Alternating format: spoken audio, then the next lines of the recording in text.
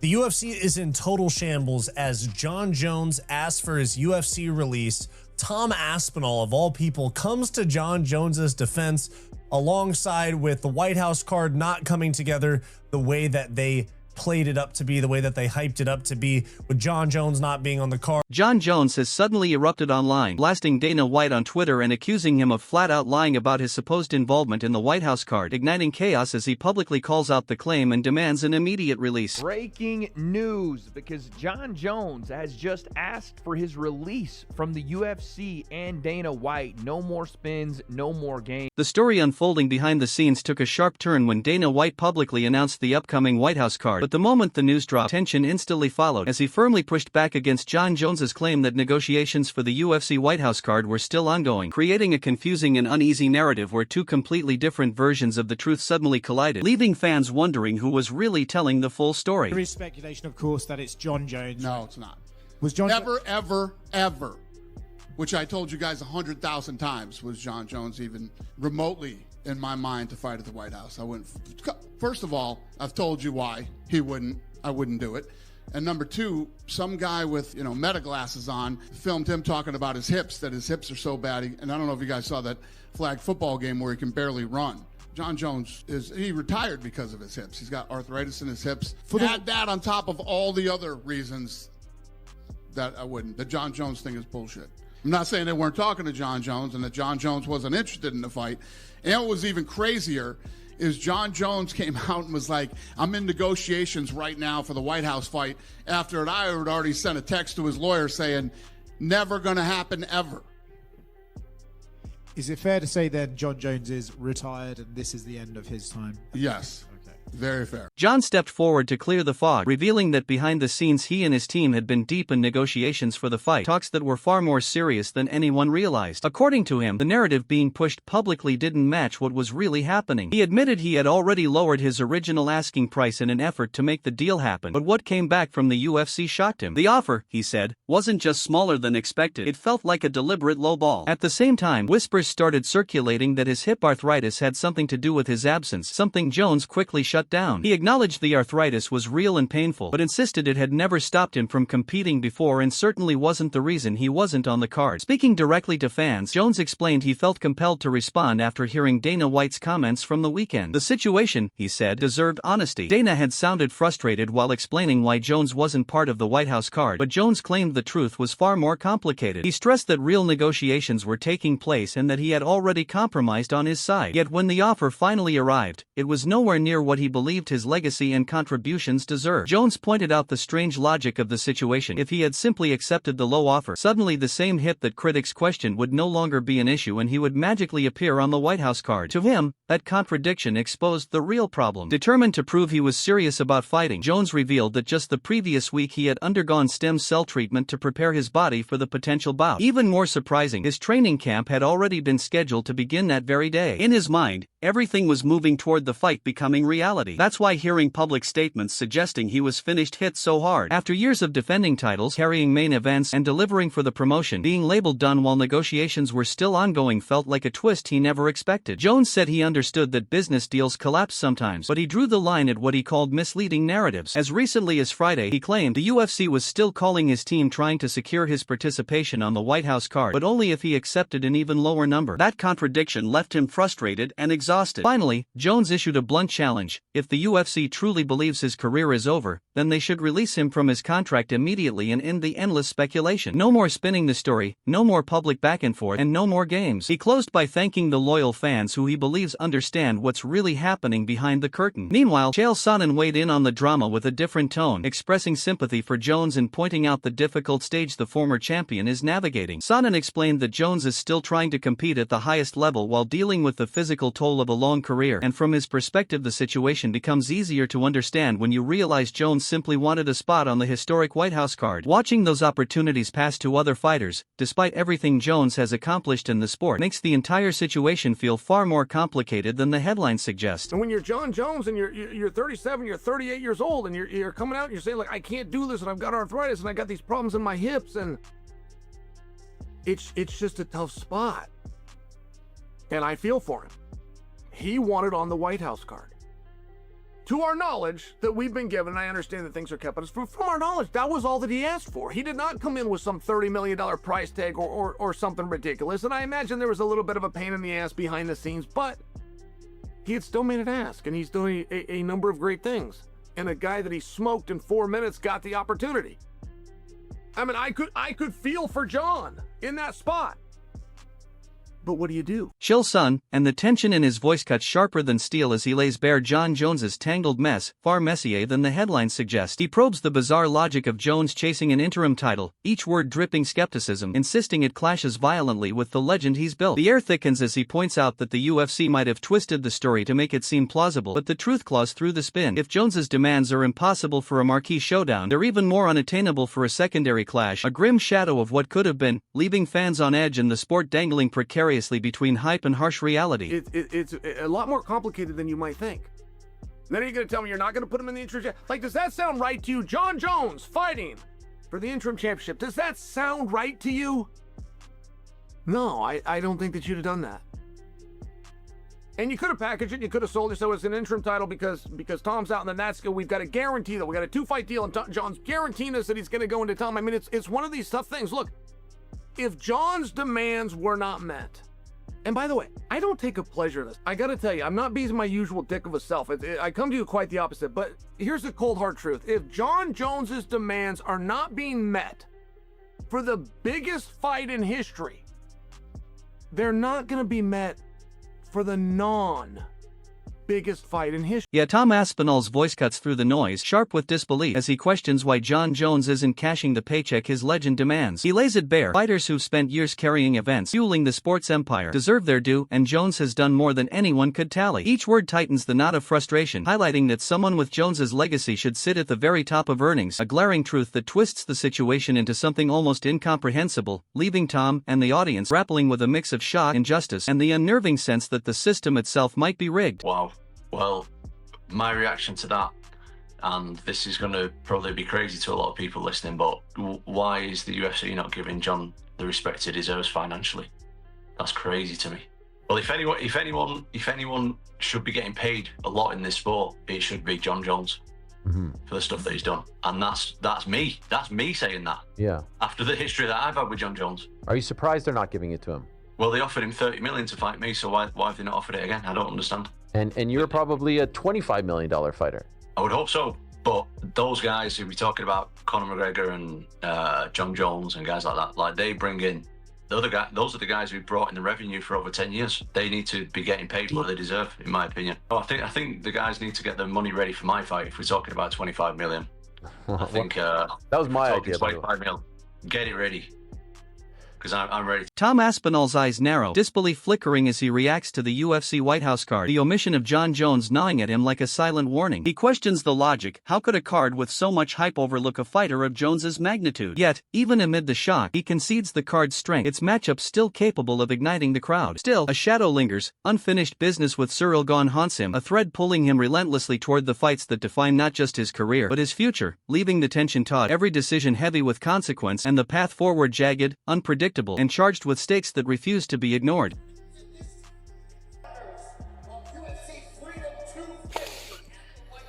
So surely him and Topuria. It's got to be him and Topuria then, hasn't it? It's like he just woke up. What about Jon Jones? I thought Jon Jones was on it. Where's he gone? Where's he gone, Jon? So that's it, no prelims, just that. Yeah. Just whilst that plays out, what's your thoughts? Can you put this down a tiny bit? I thought they were going to do Topuria versus Makhachev, is what I thought, and then they were going to do Pereira versus Jones. I mean, they're still decent fights. They're still all right. I mean, they're still good fights, aren't they? I have to ask you about that Pereira-Gane fight. If obviously Pereira wins, you all good with that? Mate, I'm happy with any of them. There's still a bit of unfinished business there with me and Gane, so if Pereira wins, fight Pereira first. On the other hand, Ariel Helwani leans in, his tone sharp with conviction, insisting that Jon Jones has every right to simmer in frustration over the unfolding chaos. He lays it bare. In today's cutthroat market for blockbuster fights, a superstar of Jones's caliber, his legacy, his drawing power, should be commanding sums that shake the sport itself. Helwani's eyes flash as he recalls the past decade. Fighters headlining, amassing legions of fans, reshaping the very fabric of MMA, setting the financial bar sky high. And now, he warns, when lesser profile bouts are raking in staggering paydays, the contrast is jarring, almost unbearable, making it impossible not to expect that the elite Jones, with his storied resume and dominance, deserve nothing less than the pinnacle. A reminder that the system teeters on the edge, and the gap between recognition and reward twists painfully in the shadows. Jones has every reason to be upset. In my opinion, Jon Jones is worth $30 million. If Conor Benn, with all due respect, is getting 15 to fight Regis Prograis in a catchweight fight, Jon Jones is worth 30. And Conor McGregor is worth 75. If that's the market value now, if that's the ceiling, then them dudes are worth a hell of a lot now and because of everything they did over the past 10 years or so. Like, Conor Benn, Jon Jones ain't the same as far as drawing power, I'm sorry, and as far as resumes. So what they've done now is, that's the new number. Because all these fighters, the top ones, are saying, wait a second. And they're saying, yeah, you can have that number too.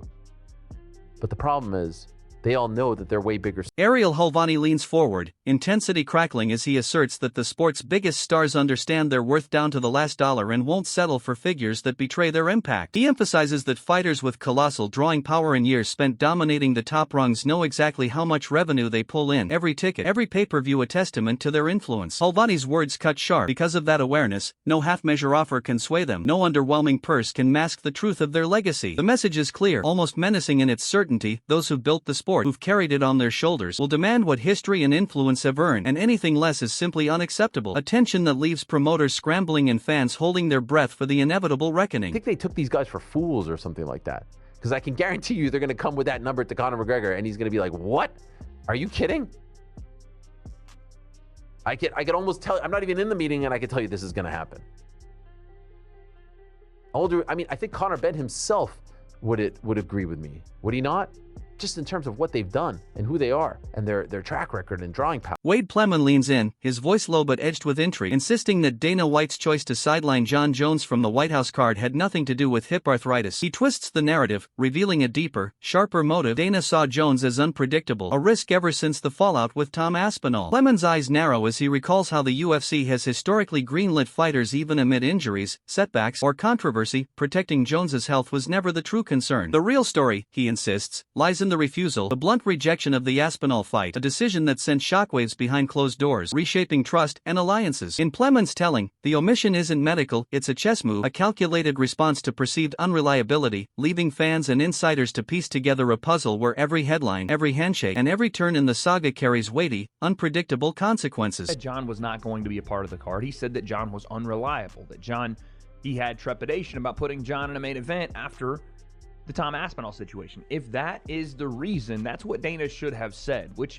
I think it still is the reason that Dana doesn't want to put on a Jon Jones fight. It isn't because Jon has arthritis in his hips. I have seen Dana trot out Stipe Miocic at 40 plus and looking like dog shit for Jon Jones, as long as they can get out there. I've seen Dana allow Michael Bisping to fight with one eye for the back half of his career and become a champion with one eye. So I've seen fighters be compromised going into fights. I've seen Dana allow fighters to come in on 4 hours notice. Dan Ige, hello. And it isn't anything to do, in my opinion, with this hip arthritis thing. Like, Dana's not like, well, I'm just looking out for Jon and his hip problems. Bullshit.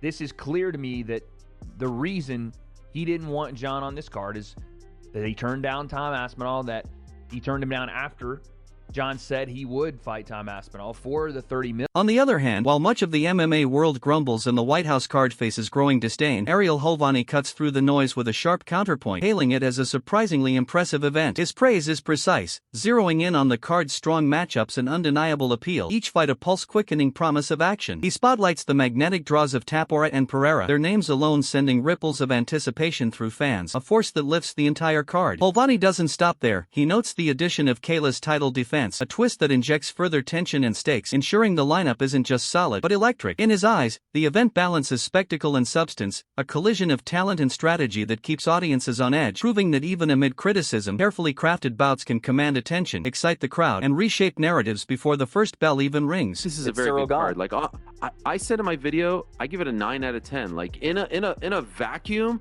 this is the best pay-per-view card that we've gotten in God knows when, right? In terms of the superstars. But it's because the expectations were put here that some people, by the time June 14th rolls around, everyone's going to be going gaga. You've got Ilya and Alex on the same card. Crazy. Alex trying to make history. Ilya finally coming back almost a year to the date of his last fight. Justin looked great in his last fight. And then you sprinkle in Sean O'Malley and all these guys like that. Compare that to tonight's card. Compare that to the Sydney pay-per-view. Compare that to January 24th. No, Kayla should have been on this card. There's 2 surprises. Well, not surprises. Kayla should have been on the card, but she's just on 100%, and that's a bummer. And the Gable Steveson, I was told that was discussed to have him debut on this card. 2-time Olympic gold medalist. Oh, he's not on the card. That would have been kind of. That would have been great. So. Fans had been clamoring to witness both Jon Jones and McGregor on the White House card, a collision of legends that never materialized, leaving anticipation hanging like a taut wire. Behind the scenes, Dana White steps into the spotlight, confirming that conversations with McGregor are ongoing, yet he deliberately withholds any definitive timeline, each word measured, each pause loaded with uncertainty. The tension coils tighter, supporters restless, speculation rampant, as the promise of these titans sharing the octagon lingers just out of reach, a suspenseful tease that keeps the MMA world on edge, hearts racing for a return that remains tantalizingly undefined, a story still in motion with every headline and whisper magnifying the stakes. Stay on when or if he'll fight again. No, but we are definitely talking to Conor, obviously. But there's no like timetable, you just, okay. Not even close. However, Conor McGregor fires back, his words sharp with indignation, claiming the UFC has a habit of sidelining him from marquee events like the White House card. He paints a picture of calculated strategy, insisting they exploit his drawing power not where it matters most, but on smaller, secondary shows, turning his star power into a tool to boost lesser events while keeping him just out of the spotlight he's earned. The implication hangs heavy, a mix of frustration and accusation, exposing the tension between legacy and leverage, and leaving the sports hierarchy under scrutiny as fans and insiders wrestle with the unsettling thought that even the biggest names can be maneuvered into playing someone else's game. And gates and secondary sales, they don't usually put me on UFC 200 or 300 or the Sphere. They usually put me on UFC 201 or 301.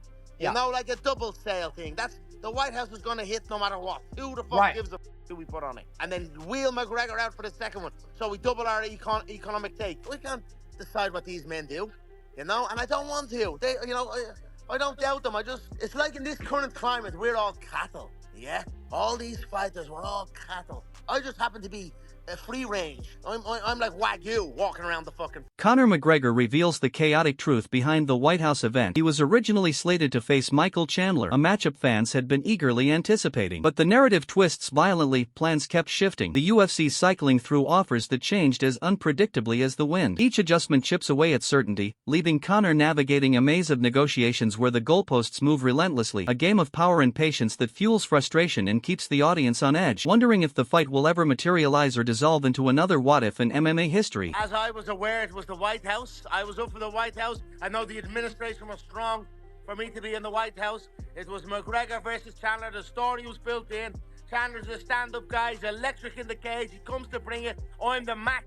It would have been dynamite somewhere down the line. You know, not me ever saying no or hey-ho, not enough money or no, nothing. Just, you know, maybe we're going to go with you for international fight week. Okay, no problem. Maybe we're gonna leave Chandler. You know, I do like Chandler. I must have been preparing for him for the last few years. He deserves to go after the waiting, and you know it'd be a great fight. It gets me back in there, but you know they feared off it. You know I'm not gonna be too picky. I have to get back. I'm eager to get back. I've been out and looked myself. So okay, sorry Chandler. It is what it is. You know what weight, Conor, are you gonna do? I'm gonna do 170, as you know.